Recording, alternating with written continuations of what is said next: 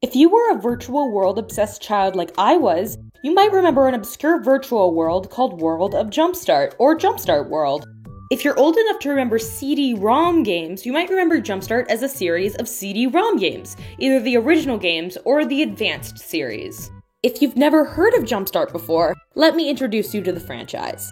It started as a series of edutainment CD-ROM games made by Knowledge Adventure in the 90s. The first Jumpstart game, Jumpstart Kindergarten, was published in 1994. The game was created by Fanfare Software and published by Knowledge Adventure. 2 Jumpstart games later, Knowledge Adventure purchased the rights to Jumpstart from Fanfare Software in 1995. The original Jumpstart games were all over the place, with games made for babies, all the way to 6th graders, and random spin-off games like Jumpstart Spanish and Jumpstart Music. The original Jumpstart First Grade has been memed in recent years. Please give me a whole tray of peas. Thank you.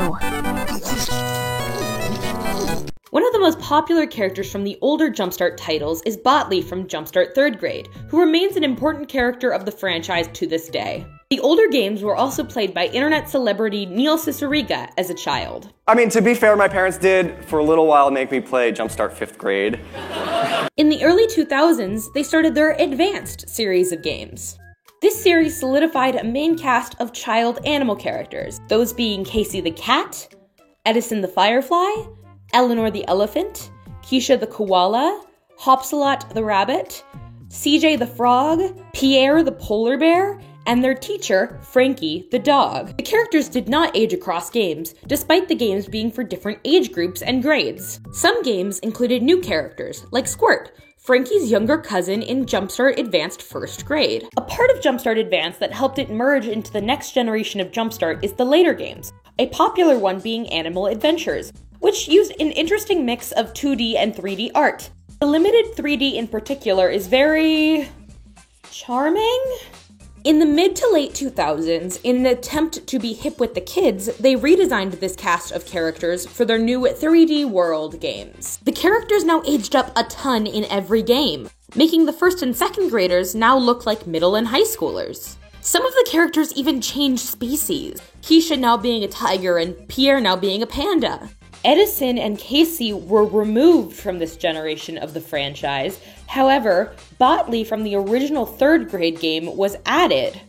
The games in this generation were more story-driven and less click around and find out, although some of the JS Advanced minigames were reused for the dreaded and mandatory learning games. Not long after this, they created a virtual world game called World of Jumpstart, which I mentioned earlier. WOJ is still up and playable today, although playable is a bit of a stretch. It's very easy and fun to break the game. World of Jumpstart kept the now mascot characters from the previous generation as their 2nd grade forms. It also added 4 new stories that you could play with paid membership, because all virtual worlds at this time had paid membership. These 4 stories were Storyland, Adventureland, Marineland, and Futureland. All of these areas, with the exception of Storyland, were completely new and had a variation of the enemy species punks in them.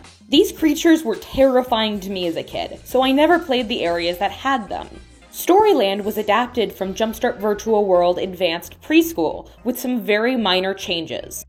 These story-based areas were greatly overshadowed by the addition of mythical pets that you could raise called Mythies, as well as a wizard area called Windy Hollows, where you could create spells to turn other players into different creatures. I know these areas are what people remember most about Jumpstart, and I can't blame those people for that. Jumpstart also owned the franchise Math Blaster, and it was around this time that they decided to turn that into its own virtual world as well. They called it Math Blaster. It was much smaller than World of Jumpstart, so I always thought of it as an add-on to World of Jumpstart, especially because you could easily access the games from each other. It had its own fantasy pet area, although the fantasy was more sci-fi. Math Blaster did not have any story-based areas. This era of Jumpstart also saw 6 console game releases, 2 DS games, and 4 Wii games. They all reused things from previous games. The Wii games looked okay, but the DS games, There was also a Math Blaster DS game. In 2012, Jumpstart began a partnership with DreamWorks. This partnership included a Madagascar-themed area in World of Jumpstart, based on Madagascar 3, Europe's Most Wanted. Some Blu-ray copies of the movie even included codes for Jumpstart. This replaced the Speedrome area of World of Jumpstart, which was a bit disappointing. However, everything in that area was relocated to other places in the game, so nothing was truly lost. What was gained was the ability to work with the penguins of Madagascar and turn other players into animals. Also, hide and seek with Mort. This collaboration also gave us the MMO School of Dragons, based on the How to Train Your Dragon franchise. This virtual world still gets actively updated to this day. It has a pretty dedicated fan base, and some people even mod it. In 2014, Jumpstart bought Neopets from Nickelodeon. This is important to mention, because while I never played Neopets, it seems to be what Jumpstart is currently pouring most of their energy into. The Neopets player base seems to be pretty against Jumpstart's changes to the game. In around 2016, the virtual world style games were all shaken up a bit. There was a new one released around this time, Magic and Mythies, that was based off the fairies and mythies that had been previously introduced to World of Jumpstart. However, at the same time, Madagascar was removed from World of Jumpstart, and the player character avatars were changed. Nobody knows why to this day, but everybody hates the change. For good reason too. They look less unique and are more glitchy. World of Jumpstart also decided at this time to split the game into two different games, World of Jumpstart and World of Jumpstart Jr. World of Jumpstart Jr. had a younger version of the robot mascot Botley, Storyland, which was removed from World of Jumpstart at this time, and a mini-game from the Madagascar area. The most recent Jumpstart series is called Jumpstart Academy. There are only 2 full Academy games that have been released at the time of making this video, Preschool and Kindergarten. Each game has different boards you, the player, go through and learn letters, numbers, and some reading. It reuses most things from the Jumpstart World era, but they redesigned the characters and gave some of them new voice actors. They took away the most important, fun part of Jumpstart in these new games, the story. Now it's just bland learning. There's nothing special about it. Jumpstart Academy has brought back old characters like Casey and Dee Dee from the older games, and brought Math Blaster mascot Max into a Jumpstart game, now aged down to a child, to match the other characters. Jumpstart Academy also changed Keisha back to a koala from a tiger. After Jumpstart Academy coding was released in 2019, they went pretty silent on JSA. And now you're caught up to speed on Jumpstart as a company's basic history, excluding the company buyouts and older Math Blaster games. That's not important. What is important is Jumpstart 3D Virtual World: The Quest for the Color Meister, the third and final game in the 3D Virtual World series. Each of the 3D Virtual World games starts out mostly the same. You play as a new camper at Camp Jumpstart, and complete missions to learn about things like friendship and loyalty. There are 8 different avatars you can choose for your camper in each game, which age up with each grade. Purple cat, white cat, blue dinosaur, orange dinosaur, blue fairy, pink fairy, blue robot, and pink robot. All of the games lead up to some kind of lore at the end, the lore getting more intense with each upper grade. In the kindergarten game, you learn about Grizzly MacGuffin, who is actually the guy at the Zippy Mart for the lore. That's it. He's just some guy. He returns in future games, but is never called out by his name after this one. In the first grade game, you learn about Spitz, a small dragon who causes trouble around the town area. He's just a small boy, just a little guy. He returns in the next game.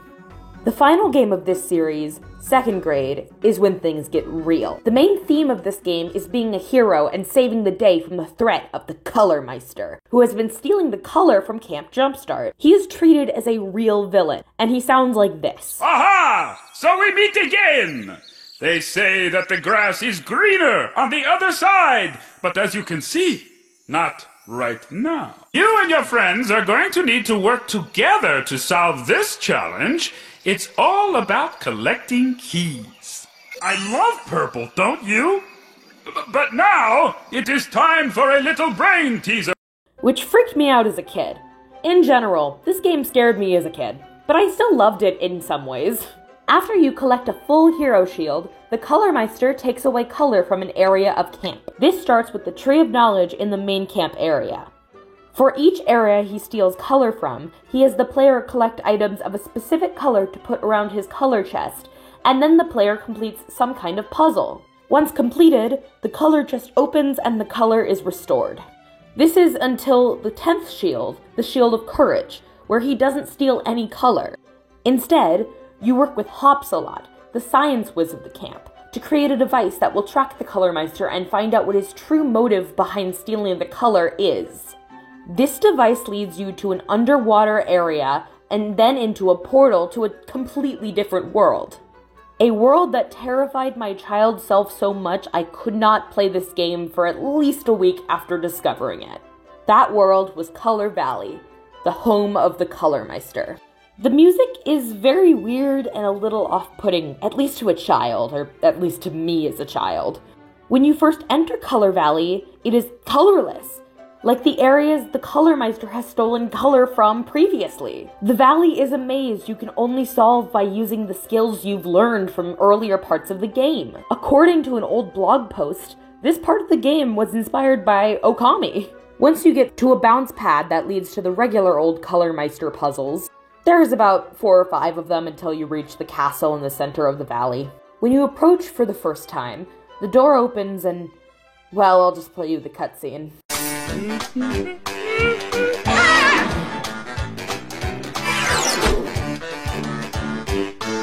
Oh, hello! I mean, hello! Well, I guess you found out. I'm Stanley. Well, welcome to Color Valley! That whole time, he was just a fluffy little guy. A fluffy little shy guy. Kid Me didn't know how to react, so my first emotion towards this creature was having a crush on him. It was a secret Kid Me would have taken to my grave. Sorry, Kid Me. Secret's out. But because I developed these specific feelings for him, I felt embarrassed to play the game. Eventually, I got stuck on one of the mini-games with Pierre on Spiral Mountain, which led me to forgetting about the game and getting rid of my CD-ROM of it.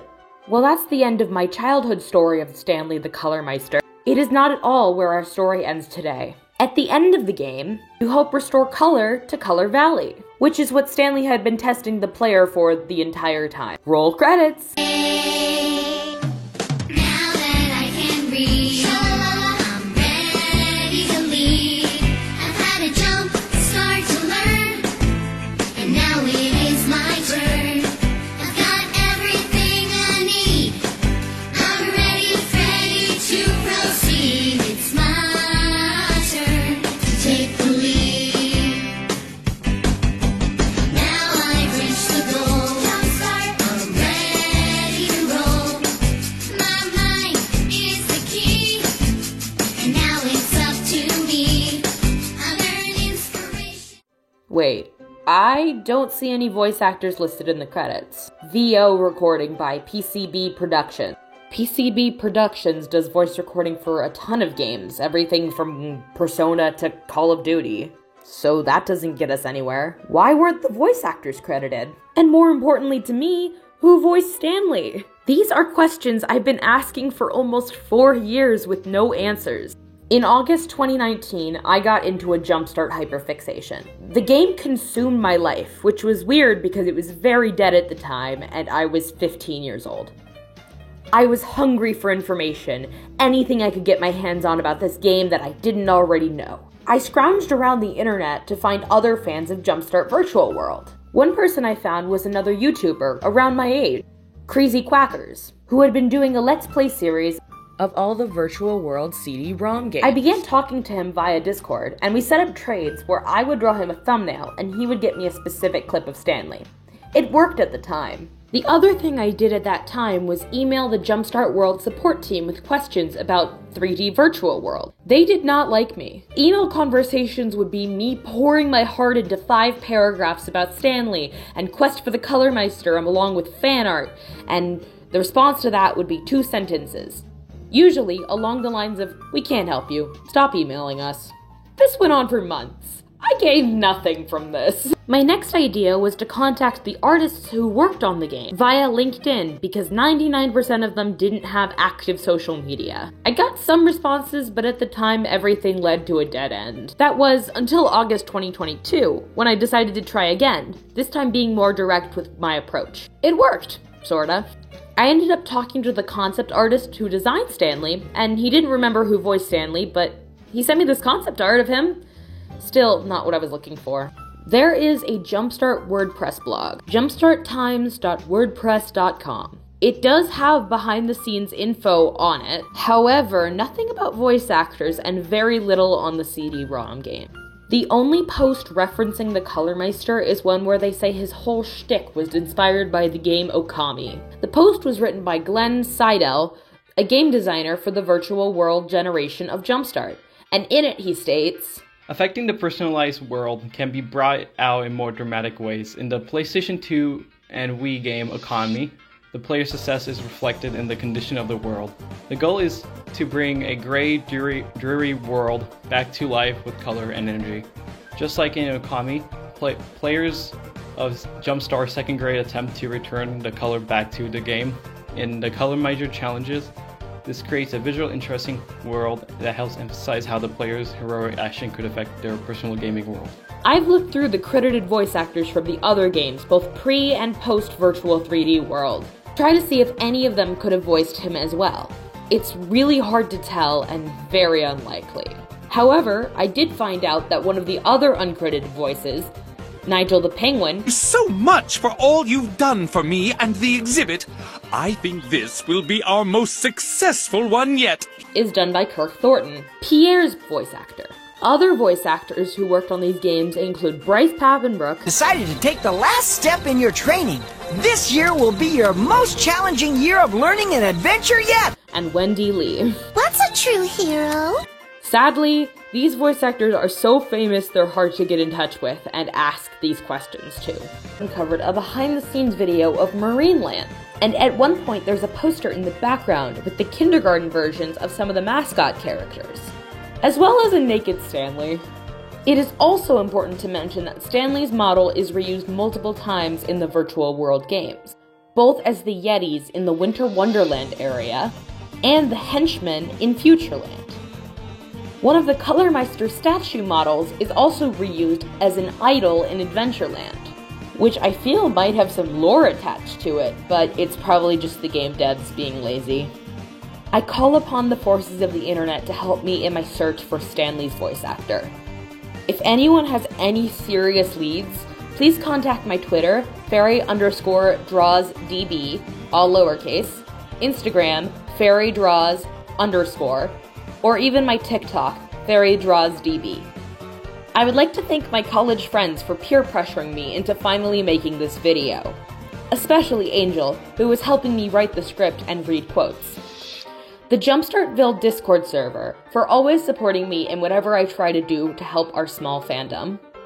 And Broken TV for spending over $200 to make sure that playable versions of the 3D Virtual World games are available on the Internet Archive, which I will link in the description.